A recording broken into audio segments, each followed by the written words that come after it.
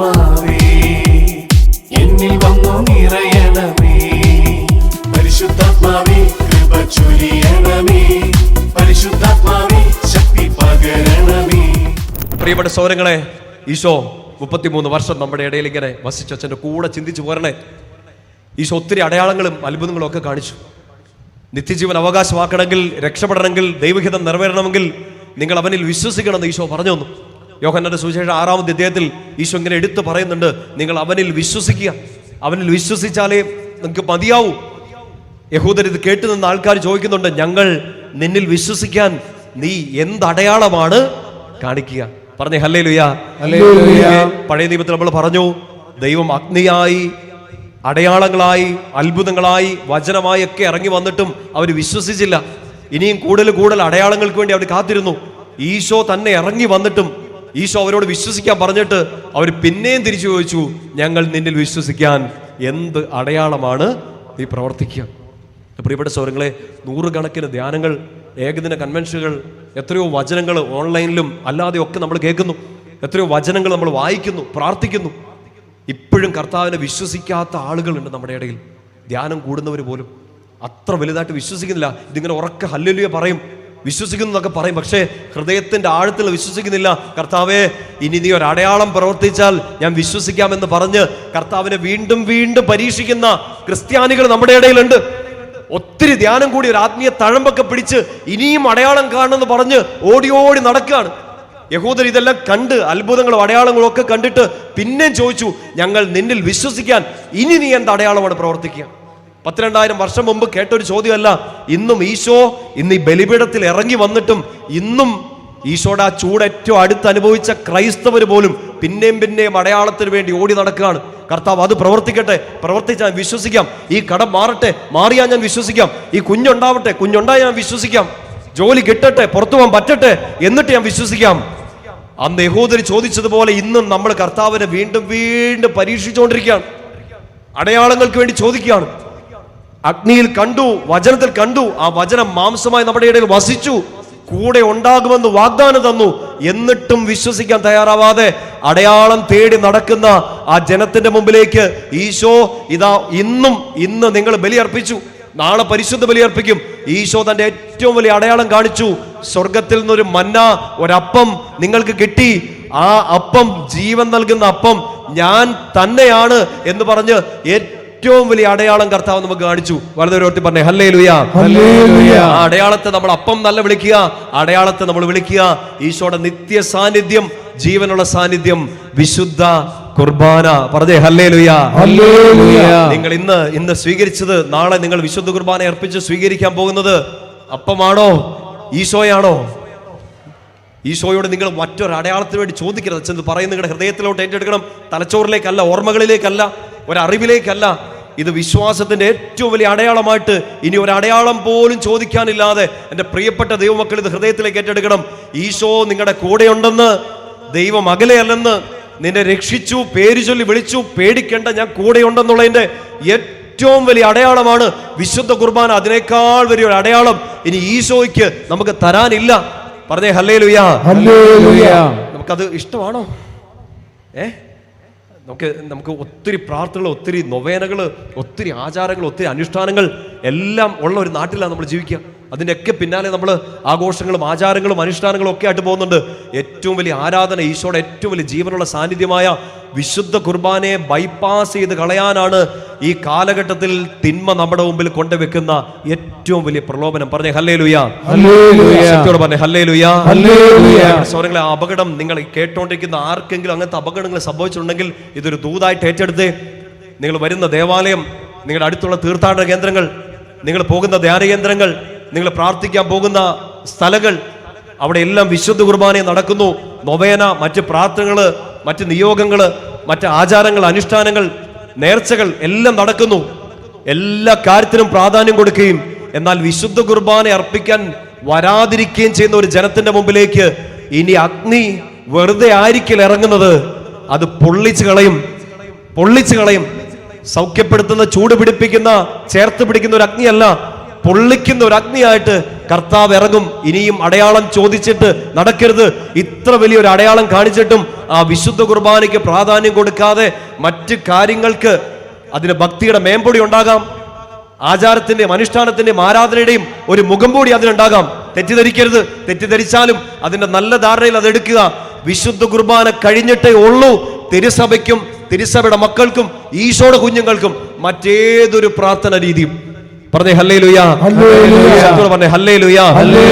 ഒരു പ്രാർത്ഥന രീതി അച്ഛൻ പോലും നിങ്ങളുടെ മുമ്പിലേക്ക് അവതരിപ്പിച്ചാൽ ഞാൻ നിങ്ങളോട് പറയാണ്, ഒരു 10 ദിവസം അടുപ്പിച്ച് അച്ഛൻ പറയുന്ന ഈ പ്രാർത്ഥന നിങ്ങൾ ചെല്ല്. രാവിലെ 3 മണിക്ക് എഴുന്നേറ്റ് നിന്ന് പ്രാർത്ഥിക്ക്. ഒരു കുഴപ്പമില്ല. പറഞ്ഞ ഒരു വൈദികനാണ്, നല്ലൊരു സമയമാണ് 3 മണി. പറഞ്ഞതൊരു വൈദികനാണ്, പറഞ്ഞത് വചനം പറഞ്ഞ് പ്രാർത്ഥിക്കാനാണ്. ഇല്ലെങ്കിൽ ഞാൻ നിങ്ങൾക്ക് വേണ്ടി ഒരു പ്രാർത്ഥന എഴുതി ഉണ്ടാക്കി. അത് 10 ദിവസം നിങ്ങൾ പ്രാർത്ഥിക്കുന്നത് നടക്കും. 3 മണിക്ക് 2:55 ഇല്ലെങ്കിൽ 2:30 നിങ്ങൾ എഴുന്നേറ്റ് വൃത്തിയായി 3 മണിക്ക് കൃത്യം അച്ഛൻ പറഞ്ഞ പ്രാർത്ഥന ഒരു ഒരു ഒരു ഒരു കാര്യം സാധിച്ചു കിട്ടാൻ വേണ്ടി 10 ദിവസം കൃത്യമായിട്ട് ചെല്ലാൻ നമുക്ക് മടിയില്ല. നമ്മൾ ചാടി എഴുന്നേക്കും. എന്നാൽ നമ്മുടെ ഇടവക ദേവാലയത്തിൽ 7 മണിക്ക് അർപ്പിക്കുന്ന ഒരു പരിശുദ്ധ ബലിക്ക് പോകാൻ നമുക്ക് പറ്റുന്നുമില്ല, ചെല്ലുന്നില്ല. ചെന്നാലും താമസിച്ചാണ് ചെല്ലുന്നെങ്കിൽ there is something wrong with your spirituality. നിങ്ങളുടെ ആ ക്രിസ്തു മതത്തിന് എന്തോ കാര്യമായ പ്രശ്നമുണ്ട്. അച്ഛൻ പറയുന്നത് കാലത്തിന്റെ വായനകളോട് ചേർത്ത് മനസ്സിലാക്കുക. നമ്മൾ വിചാരിക്കുക അതും പ്രാർത്ഥനയാണ്, അതും പ്രാർത്ഥിക്കുന്നില്ലേ, അതും ആരാധനയല്ലേ. സഭയ്ക്ക് മറ്റ് ഒരു ആരാധനയും വിശുദ്ധ കുർബാന കഴിഞ്ഞിട്ടേ ഉള്ളൂ. സഭയുടെ മക്കള്, സഭയോട് ചേർന്ന് നിൽക്കുന്നവര്, വിശുദ്ധ കുർബാനയെ സ്നേഹിക്കുന്നവര്, ഈശോയെ ഏകരക്ഷകൻ നാഥനുമായിട്ട് ഏറ്റു പറയുന്നവര് ഇത് അംഗീകരിക്കും എന്ന് എനിക്ക് നന്നായിട്ട് അറിയാം. തിരുസഭയ്ക്ക് ഏതൊരു പ്രാർത്ഥനയും വിശുദ്ധ കുർബാന എന്ന ഏറ്റവും വലിയ ആരാധനയ്ക്ക് ശേഷം മാത്രമേ ഉള്ളൂ. പറഞ്ഞേ ഹല്ലേലൂയ. നമ്മൾ തന്നെ ഒരു വ്യക്തിപരമായ ഉത്തരവാദിത്വമായിട്ട് ഏറ്റെടുക്കണം. നിങ്ങളുടെ ഇടവകയോ നിങ്ങളുടെ പള്ളിയോ നിങ്ങളുടെ അടുത്തുള്ള തീർത്ഥാടന കേന്ദ്രമോ നിങ്ങളുടെ അടുത്തുള്ള ധ്യാന കേന്ദ്രമോ അറിയപ്പെടുന്നത് ചിലപ്പോ അവിടെ പ്രത്യേകമായ ഒരു പ്രാർത്ഥന, പ്രത്യേകമായ ഒരു അനുഷ്ഠാനം, പ്രത്യേകമായ ഒരു ആചാരം, പ്രത്യേകമായ ഒരു പ്രാർത്ഥന രീതി, ഇതിന്റെ ഒക്കെ പേരിലായിരിക്കാം. അതിന്റെ പേരിൽ ആയിരക്കണക്കിന് അത്ഭുതങ്ങൾ അവിടെ നടന്നിട്ടുണ്ടാകാം. പക്ഷെ അതിന് നിങ്ങൾ പോവുകയും, എന്നാൽ അച്ഛൻ പറയുന്നത് ശ്രദ്ധിക്കുന്നുണ്ടോ? പോവണ്ടെന്നാണോ അച്ഛൻ പറഞ്ഞേ? പോവരുതേ എന്നാണോ പറഞ്ഞേ? പോയാൽ നിങ്ങൾ കത്തിപ്പോകും എന്നാണോ പറഞ്ഞേ? അല്ല. പരിശുദ്ധാത്മാവോട് ചേർന്നത് മനസ്സിലാക്കുക.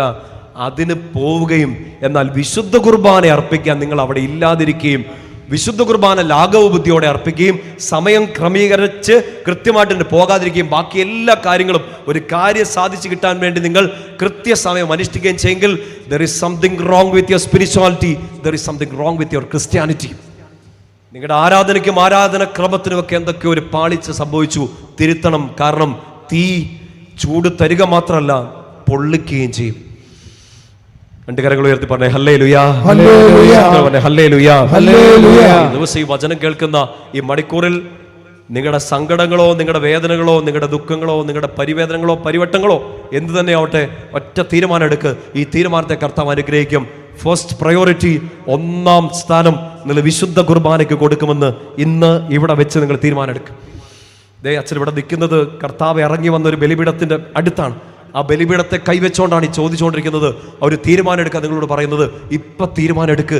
ഞാൻ വിശുദ്ധ കുർബാനയ്ക്ക് ഏറ്റവും മുൻഗണന കൊടുക്കും. കാരണം ഈശോ എഴുന്നള്ളി വന്ന, ഈശോ ജീവനുള്ള സാന്നിധ്യമായിട്ട് എൻ്റെ അടുത്ത് എൻ്റെ ഉള്ളിലേക്ക് ഇറങ്ങി വരുന്ന ഏറ്റവും പ്രധാനപ്പെട്ട സമയമാണ് വിശുദ്ധ കുർബാന. അത് കഴിഞ്ഞേ ഉള്ളൂ എനിക്ക് എന്തും എന്നൊറ്റ തീരുമാനം എടുക്കും. നിങ്ങളുടെ മുമ്പിലുള്ള സകല വാതിലും കർത്താവ് ഇപ്പം തുറക്കും. പറഞ്ഞേ ഹല്ലേലൂയ. ശക്തിയോട് പറഞ്ഞേ ഹല്ലേലൂയ.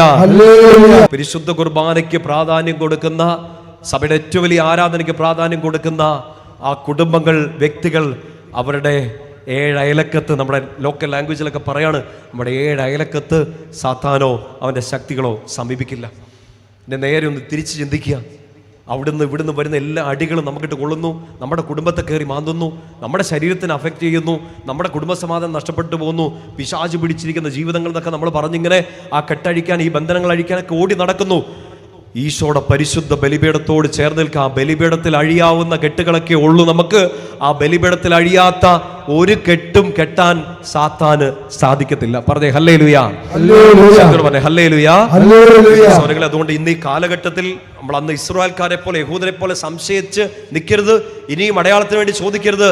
ഈശോ പറഞ്ഞു, ഞാൻ ഇവിടെ തന്നെ ഉണ്ട്, ഐ ആം വിത്ത് യു. എവിടെ? വിശുദ്ധ കുർബാനയിൽ. ഏറ്റവും വലിയ സ്നേഹ സാന്നിധ്യമായിട്ട് ഈശോ നമ്മുടെ അടുത്തുണ്ട് വിശുദ്ധ കുർബാനയിൽ. അത് കഴിഞ്ഞിട്ടേ ഉള്ളൂ നമുക്ക് വേറെ എന്തും. അത് കഴിഞ്ഞിട്ടേ ഉള്ളൂ എന്തും. ഈശോ ഒരു ഉറപ്പ് തരികയാണ്. യോഹന്നാന്റെ സുവിശേഷത്തിൽ 6-ാമത്തെ അധ്യായത്തിൽ കർത്താവിനോട് ഈ സംശയങ്ങളൊക്കെ ചോദിച്ച് അടയാളങ്ങളൊക്കെ ചോദിച്ച് നിൽക്കുന്ന ജനത്തോട് കർത്താവ് കൊടുക്കുന്ന ഒരു വലിയ വാഗ്ദാനമുണ്ട്. 6-ാമത്തെ അധ്യായത്തിൽ 37-ാമത്തെ വാക്യം, പിതാവ് എനിക്ക് നൽകുന്നവരെല്ലാം എൻ്റെ അടുത്ത് വരും, എൻ്റെ അടുക്കൽ വരുന്നവനെ ഞാൻ ഒരിക്കലും തള്ളിക്കളയത്തില്ല. നോക്കിയേ, നമ്മുടെ എല്ലാ സങ്കടത്തിലുള്ള ഒരു ഉത്തരം വിശുദ്ധ കുർബാന. ഈശോ പറയാണ്, ഞാനാണ് ജീവന്റെ അപ്പം, ഈ അപ്പം ഭക്ഷിക്കുന്നവൻ എന്നിലും ഞാൻ അവനിലും വസിക്കും, അവന് ദാഹിക്കില്ല, വിശക്കില്ല. കാരണം എല്ലാം സ്വർഗത്തിന്റെ ഏറ്റവും വലിയ സമ്മാനം വിശുദ്ധ കുർബാന സ്വീകരിക്കുന്നവനെ ഞാൻ ഒരിക്കലും തള്ളിക്കളയില്ല, അവനെ ഞാൻ ഇങ്ങനെ പൊതിഞ്ഞു പിടിക്കും. പറഞ്ഞേ ഹല്ലേലൂയ. ഇന്ന് ബലിയർപ്പിച്ച് ഈശോയെ സ്വീകരിച്ച, നാളെ ബലിയർപ്പിച്ച് ഈശോയെ സ്വീകരിക്കുന്ന നിങ്ങൾക്കുള്ള ഏറ്റവും വലിയ വാഗ്ദാനം ഇതാണ്, നിങ്ങളെ പൊതിഞ്ഞ് കർത്താവ് ഇങ്ങനെ പിടിച്ചിട്ടുണ്ടെന്ന്. പറഞ്ഞേ ഹല്ലേലൂയ. നിങ്ങൾ ബലിയർപ്പിച്ച് പോകുക, എല്ലാ ദിവസവും ബലിയർപ്പിക്കുക. കർത്താവിന്റെ ഒരു സംരക്ഷണം കിട്ടി, നിങ്ങൾ നല്ല മിടുക്കന്മാരും മിടുക്കുകളോ.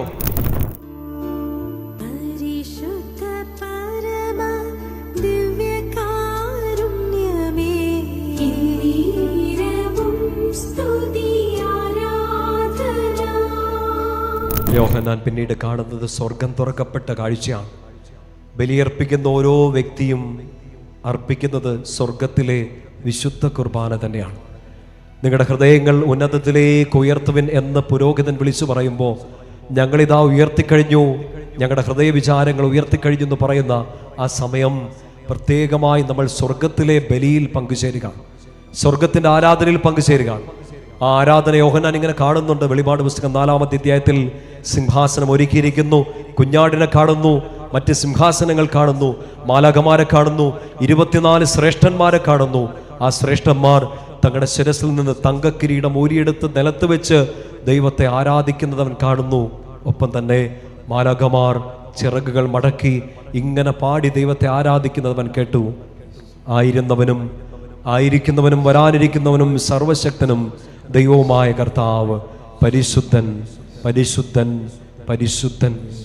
യോഹന്നാനോട് ചേർന്ന്, സ്വർഗത്തിലെ മാലാഖമാരോട് ചേർന്ന്, സ്വർഗീയ ശ്രേഷ്ഠന്മാരോട് ചേർന്ന്, തിരുസഭയുടെ കൂട്ടായ്മയോട് ചേർന്ന് ആരാധിക്കുന്ന ഈ സമൂഹം ഈശോയുടെ മുമ്പിൽ എല്ലാം സമർപ്പിക്കും. ശിരസ് നമിക്കാം. ശിരസ് നമിച്ച് നമ്മൾ എഴുതി വെച്ചിരിക്കുന്ന എല്ലാ നിയോഗങ്ങളും കർത്താവിൻ്റെ കരങ്ങളിലേക്ക് കൊടുക്കുക. അവിടത്തേക്ക് സ്വീകരിക്കാൻ പറ്റാത്തതായിട്ടൊന്നുമില്ല, അവിടത്തേക്ക് തുറക്കാൻ പറ്റാത്ത വാതിലുകളില്ല, അവിടത്തേക്ക് എടുത്തു മാറ്റാൻ പറ്റാത്ത സങ്കടങ്ങളില്ല. സർവവും സാധ്യമായ സർവശക്തനായ ദൈവത്തിൻ്റെ മുമ്പിലാണ് നീ ശിരസ് നമിച്ചിരിക്കുന്നത്. ഒരു വ്യക്തിയുടെ മുമ്പിൽ, ഒരു നേതാവിൻ്റെ മുൻപിൽ അല്ല, രാജാവിൻ്റെ പരിശുദ്ധനായ ദൈവത്തിൻ്റെ മുമ്പിൽ നീ ആരാധിക്കുക. ഇത് സ്വർഗത്തിലും ഭൂമിയിലും പാതാളത്തിലുമുള്ള എല്ലാവരും മുട്ടുകൾ മടക്കുന്ന യേശുവിൻ്റെ നാമത്തിൻ്റെ മുമ്പിലാണ്, യേശുവിൻ്റെ സാന്നിധ്യത്തിൻ്റെ മുമ്പിലാണ്. പരിശുദ്ധ പരമ ദിവ്യകാരുണ്യ ഈശോയ്ക്ക് എന്നേരവും ആരാധനയും സ്തുതിയും പുകഴ്ചയും ഉണ്ടായിരിക്കട്ടെ.